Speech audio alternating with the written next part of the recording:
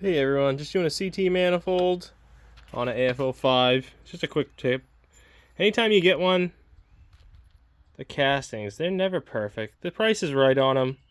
Even if you get the expensive stuff like the TWH and all that stuff, the OCOs that I sell, it's always a good idea just to resand the mating surface. So I have a block sander.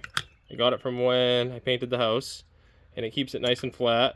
And just go back and forth. This is one-handed, so not showing it, but so what you want to do is make it so all those little bumps are gone, and you want to do it obviously on the top where the reed cage goes. You can see there's a couple little casting marks, and those all could be potential air leaks that you don't need. So anytime you're doing a CT manifold, OCO, TWH, anything like this, any big reed manifold on an AF16, 18, just make sure you flat sand them.